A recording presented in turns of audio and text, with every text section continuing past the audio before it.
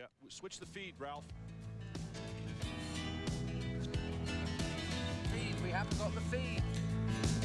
Switch the feed. Go. The Homestead, America's classic mountain resort, family vacations from $179 for information. Calling 800-336-5711. By DuPont, sponsor of the Tour DuPont, America's premier cycling event. And by Bud Light, if you want great taste that won't fill you up and never let you down, make it a Bud Light.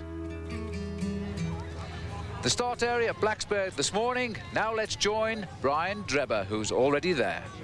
The controversy of yesterday has all but died down in the light of what the riders are about to face here today. The nuts and bolts of today's stage, 151 miles, 3 Lycra sprints along the way, 2 of the Supplex King of the Mountain climbs along the way to the finish. But let's cut right to the chase. Today's race is going to be in the final 3 miles of the competition, and 147 miles along the way are going to serve to really trim down the field. I suspect there are only going to be maybe half a dozen riders left on that final climb who are still racing. For the rest of them, it's going to be a matter of survival. There's no question in my mind that Raul Alcala can climb with Atle Kvalsvold, that Bart Bowen, Mike Engelman, and Stephen Rooks, and of course Lance Armstrong are going to be right there. The question is, who's going to have the good legs after all of those miles? It's going to be a very interesting and a make-or-break day for this year's Tour DuPont.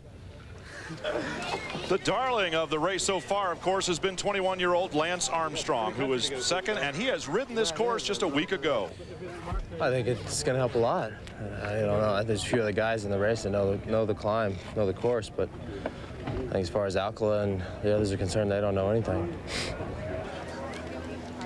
Raul Alcala is wearing the shirt that everybody is chasing. In fact, he thinks everyone is chasing him, and he's maybe a little paranoid. Atle Kvalsvold is a tough one. Gonna try my best to get rid of him, get him to drop him if it's possible. I think he is in very good shape too, and also Lance, so I think it's gonna be a tough race there. The king of the mountain in the Supplex competition is Scott Mercier of the Saturn team. He has only one man to worry about, Jose Manuel Uria, and his mechanic is making sure that the gearing is just right for the tough climbs here today. Yesterday's hero, at least with the people, is George Hincapie. The popular vote is with him regarding yesterday's controversy. And yesterday started out with a 118-mile stage, and things were quite calm and quiet for a while until, well, the usual early breakaway that featured Santiago Crespo in the Amaya jersey there, and along with him, one of the young Russians of the Stoli Russia team, and it is their leader, Alexei Byakov. Byakov, just 18 years of age, was climbing very well until Jörg Müller of Switzerland came riding up at high speed to make 3 of them in the lead as they were going over the top of the climb. Behind, Lance Armstrong was monitoring the group, and as always, the yellow jersey of Raul Alcala was not too far away from his side. As they come up towards the summit, it was the 18-year-old Russian rider who goes over the top ahead of Müller, but the main field, what was left of them, was not far behind either. All the favorites at the front on the climb once again here as Lance Armstrong zips his jersey up in anticipation of a cooler descent. 500 meters from the finish, he is swallowed by the charging field. The field swept him up at the enormous speed of 55 miles an hour. It was a free-for-all. A nasty dog-leg right-hand bend into the finish. Steve Bowers looking to be first, and on the corner he was just moved over out of the way by Per Pedersen of Denmark. They lined up for the finish with George Hincapie in the blue in the middle. Then came the controversy as out went the hand from George Hincapie, and Per Pedersen wobbled and fell back. He complained, he won the day, but the real winner of the day in the end was not Hincapie, but Dave Rayner of the IME Health Shirt team. The referees talked, they discussed, and they agreed the disqualification must take place. Organizer Mike Plant conveyed that information along to the USA officials. Here's a closer look at George there in the right circle. Watch his right arm to your left. It'll go out and just flat, stiff arm with a flat palm, at least in my opinion, because Per Pedersen is moving over. Hincapie's coming straight down the street, but the officials ruled that, well, you don't take your hands off the handlebars in any case in the final of a sprint. Hincapie has been taken away his victory, the best of his career.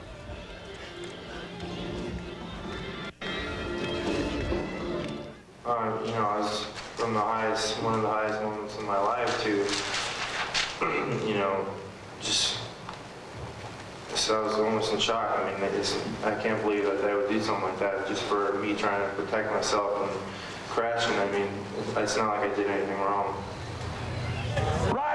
A sad moment for the young amateur. There will be happier ones. Now the riders setting off for the longest, toughest stage of this year's Tour DuPont. A ride of 151 miles. That could mean the best part of 8 hours in the saddle today. But thankfully, the skies are blue.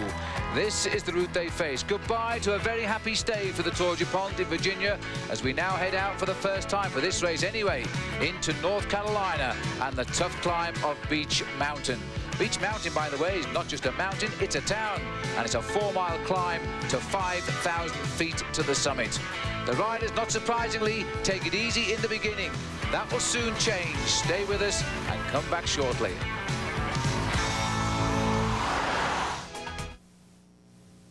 I'm Chris Fowler. Tonight on SportsCenter, the Pirates try to get a grip. Highlights from Wrigley Field. Plus, the latest on Michael Jordan's injured hand, and fire engulfs a driver at Indy. Join Jack Edwards and me at 7 Eastern.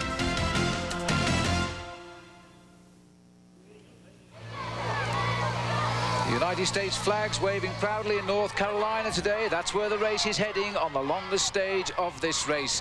The field, not surprisingly, Brian, staying together for a while at least. In the early part of this race, everyone fears the climb that comes right at the very end. And so all of the riders were pretty unanimous in saying at the start this morning that they felt like it was going to be piano piano, which is Italian for slowly, slowly. In fact, however, the pace was 20 miles an hour. They covered almost exactly 20. Here's a rider with a problem in the middle of the field right here, and he has stopped to change a wheel. Looks like a Saturn jersey from this vantage point. And, well, the whole field is in disarray at this point now, trying to get around the problem. And here is the problem. It's a chain has come off on a bad shift there, and it is Patrick Jonker of Team Australia instead, not a Saturn rider who had the problem. Scott Mercier, the king of the mountain, out in front, chalking up another one. He takes the Category 4 climb at the top in the early part of the bike race, and he has got a stranglehold on that king of the mountain jersey. The only one that can challenge him is Uria of the Klaas team. Well, when you've got the yellow jersey on your team, then it's the team word perfect who must do all of the work. You can't control everybody either. So, not surprisingly, the small breaks did begin. This is Bo-Andre Namvet, who has gone away with Jos van Aert of the Festina team, the first action we've really seen from Festina. And soon enough comes Sean Yates, the animal, wearing the British champions jersey, and behind him, Stephen Swart, the general, they call him, for Team Coors Light. And for a long time today, these four riders dictated the affairs. Motorola put a man in the lead. Their leader, in fact, the team captain, Sean Yates. They were taking the pressure away from the main attacks that would soon come. These four riders were being pile-drived along the road by Sean Yates. They rapidly gained time over the whole of the field. It went up to over 3 minutes. Santiago Crespo, who has been getting better and better in this race as the race has gone on, is also in the thick of the action. None of these riders in the breakaway represent a danger to the overall lead of Raul Alcalá, so understandably he's just trying to make tempo on him up front with his team word perfect, along with the others who would bring these guys back and make it a finish for the favorites.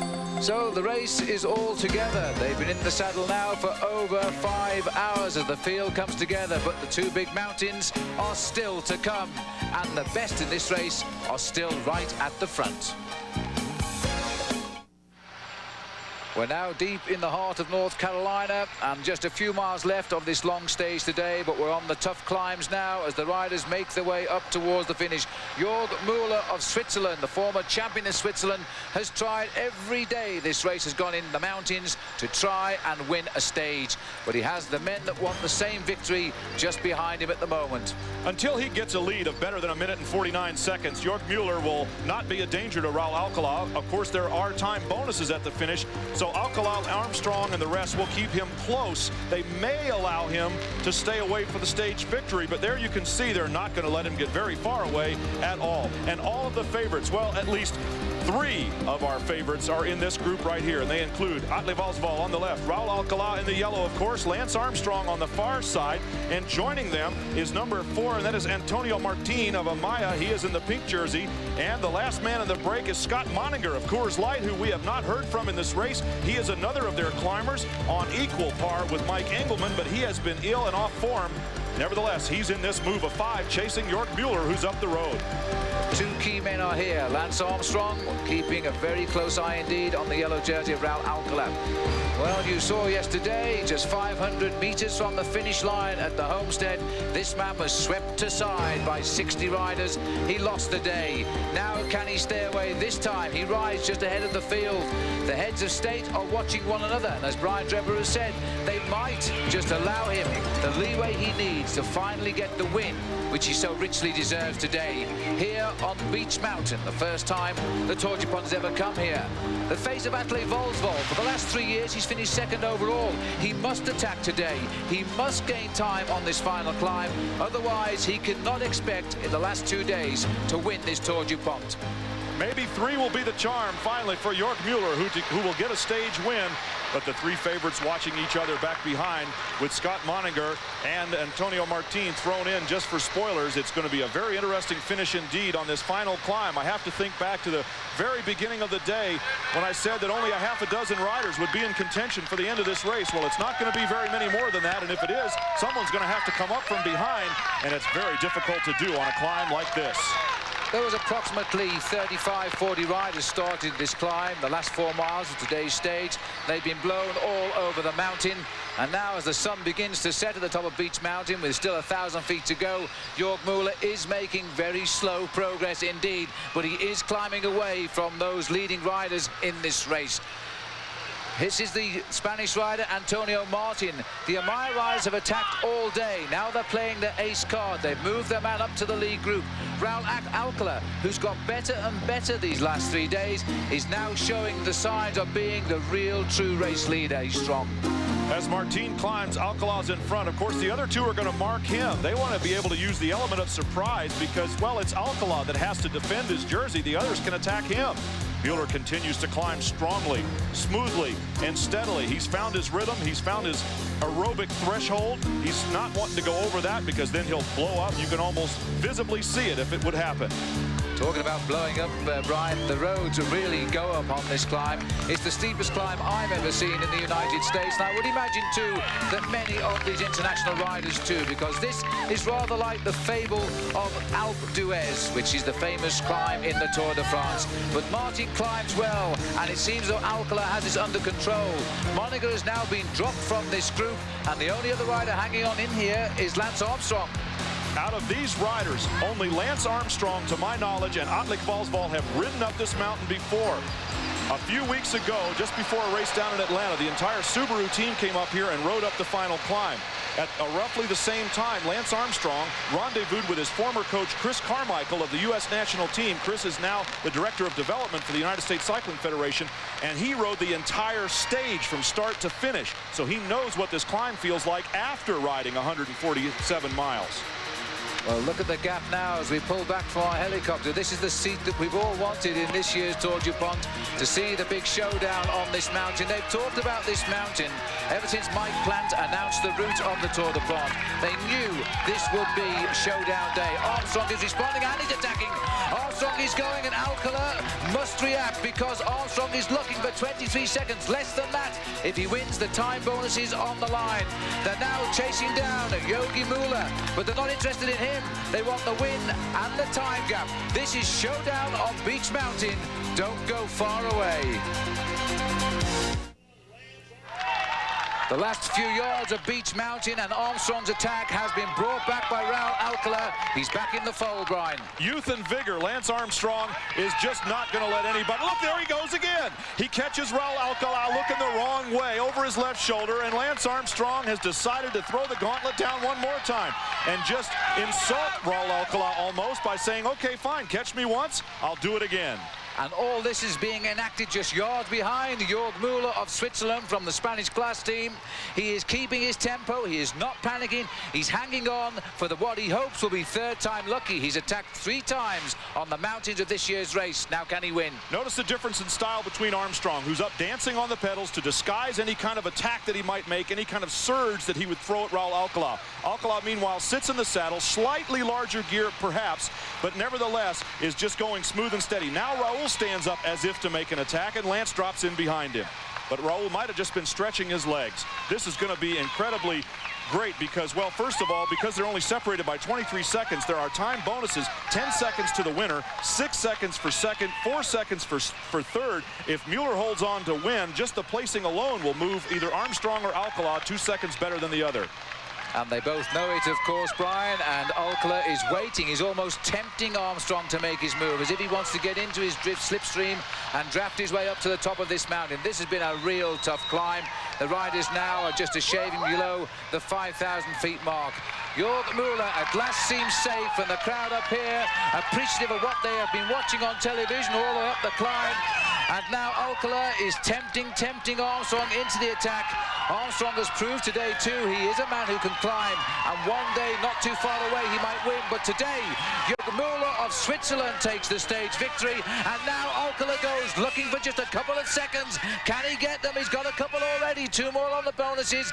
Alcala goes 2, he's trying to close that gap down. So on the line, Armstrong is second, Alcala is third, and I think we've seen over in 4th place there, we will have seen Atle Volsvold come over in 4th place. So the heads of state come over 2nd, 3rd and 4th. They couldn't stop Jörg Müller getting his victory today. That is a tremendous result for him. So the stage 10 tomorrow, the race stays in the hills of North Carolina, but we're going down eventually to Winston-Salem. And then we have our wrap-up conclusion show on May 17, 12 a.m. Eastern, 1 a.m. Pacific. The 1993 Tour DuPont has been brought to you by Big Red and by WordPerfect. This program is brought to you by WordPerfect and by Saturn, a different kind of company and a different kind of car. So the race is over for a moment. We'll be back again tomorrow. Until then, goodbye.